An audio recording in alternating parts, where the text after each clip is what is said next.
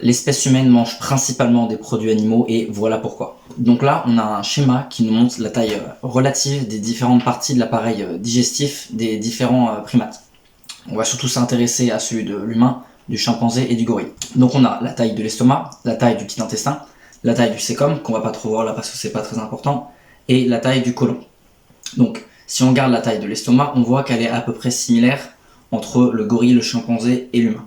Mais ensuite, si on regarde la taille du petit intestin, et c'est là qu'il commence à y avoir une différence, c'est que chez l'humain, le petit intestin, l'intestin grêle, est beaucoup plus grand que chez les autres primates.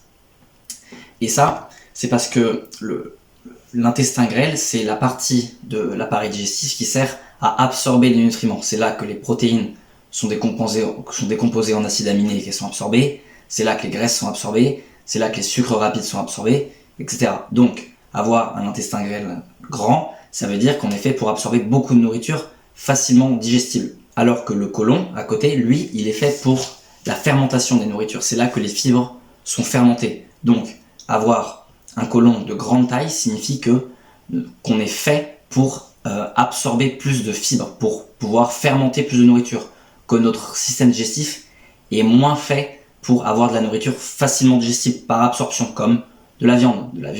La viande ne nécessite que l'intestin grêle pour être digérée. Elle n'a pas besoin de passer dans le côlon. Alors que les feuilles, par exemple, elles ne peuvent pas être absorbées dans l'intestin grêle et finissent dans le côlon, qui doit être fermenté par les bactéries pour produire des acides gras à chaîne courte, des acides gras saturés à chaîne courte.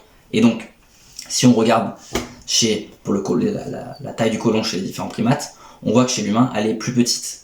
On a un côlon qui est beaucoup plus petit que par exemple chez le gorille et le chimpanzé. Et c'est normal, on est fait pour digérer, pour manger plus de nourriture facilement assimilable, qui est assimilée directement dans l'intestin grêle, comme de la viande et des produits animaux.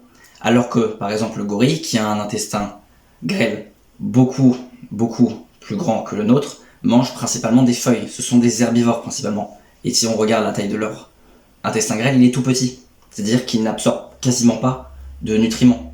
Toute l'absorption de leurs nutriments se fait par fermentation des bactéries dans leur grand intestin. Le chimpanzé, lui, qui est un grand consommateur de fruits, a un intestin grêle quand même de taille relative pour pouvoir absorber tous les sucres rapides, mais a aussi un côlon qui est bien développé pour pouvoir utiliser les fibres qu'il y a dans les fruits.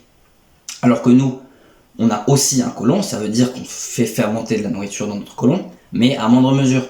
Notre intestin grêle est très grand comparé aux autres primates, ce qui veut clairement dire qu'on mange beaucoup plus de nourriture animale que les autres primates. Donc c'est pas parce que le gorille est un herbivore qu'on doit aussi être un herbivore. Ça marche pas comme ça, on n'a pas du tout le même appareil digestif. Et pour continuer, si on regarde le pH de l'intestin, le pH gastrique, donc l'acidité qu'il y a dans notre estomac, plus un estomac est acide, plus il est fait pour digérer de la nourriture, c'est-à-dire qui contient des bactéries, qui seraient dangereuses pour l'espèce. Donc un estomac acide permet de digérer de la nourriture qui contient potentiellement beaucoup de bactéries qu'il faudrait neutraliser. Si on regarde par exemple l'acidité de l'estomac d'un vautour, le whiteback vulture, il a une acidité gastrique de 1,2, c'est-à-dire que le pH de son estomac est de 1,2. Pour ceux qui ne savent pas, plus le chiffre est bas, plus c'est élevé. 0, c'est le plus acide, 7, c'est neutre, et après 14, c'est basique. Donc de 0 à 7, c'est l'échelle acide, et plus on est proche de 0, plus c'est acide. Et si on regarde le pH de l'estomac de l'humain, il est de 1,5, juste ici. Humain, 1,5, c'est très acide. C'est une acidité de charognard. On est fait pour manger de la viande, et même de la viande qui a pu fermenter. Notre estomac est capable de gérer ce genre de viande-là, qui a commencé à fermenter par des bactéries. Et on n'est pas censé développer de problèmes, on n'est pas censé être malade à cause des bactéries, car elles sont neutralisées par l'acidité de l'estomac. Enfin, maintenant, vu que tout le monde a des problèmes d'acidité parce que on mange plus les nourritures qu'il faut, mais un être humain en bonne santé, normalement, a un pH de 1,5, ce qui est très acide. Si on regarde par exemple le pH de carnivores, comme le chat, il a un pH de seulement 3,6, ce qui est beaucoup moins acide. Le chien, 4,5. Ça reste acide, mais c'est très peu acide comparé au pH qu'on a, ou même au pH d'un charognard. Et maintenir une telle acidité gastrique, ça demande énormément d'énergie pour notre corps. Ça demande beaucoup d'énergie pour maintenir ça. Si ça n'était pas utile dans l'évolution, on aurait perdu ça. On aurait perdu cette acidité de notre estomac, mais on l'a gardé. Ça veut dire que pendant toute notre évolution, on mangeait de la viande qui contient des bactéries potentiellement dangereuses et qu'elles étaient neutralisées grâce à notre estomac, à l'acidité de notre estomac. Donc pour tous ceux qui disent que l'être humain ne mangeait pas de viande pendant toute son évolution, il y a quand même très peu de choses qui disent qu'on ne mangeait pas de viande. Il y a quand même beaucoup d'appui pour dire que l'être humain était plutôt pas un carnivore, mais une espèce qui mangeait beaucoup de produits animaux. On n'était pas carnivore, on n'aurait pas un côlon sinon. Si on regarde le système digestif de carnivores, ils ont quasiment pas de côlon, rien du tout, alors que nous on en a un. Donc ça veut pas dire qu'on mange que des produits animaux, mais ça veut dire qu'on mange principalement que des produits animaux. Notre intestin grêle est gigantesque. Et pour terminer, je voudrais vous parler de la théorie des tissus coûteux.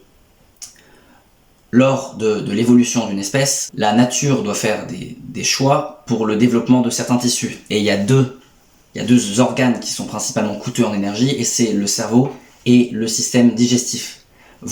Une espèce ne peut pas développer un système digestif complexe et développer un cerveau complexe. L'espèce humaine a pu développer un cerveau très complexe, même le plus complexe du règne animal, car elle a eu accès à des nourritures qui sont facilement digestibles, comme de la viande.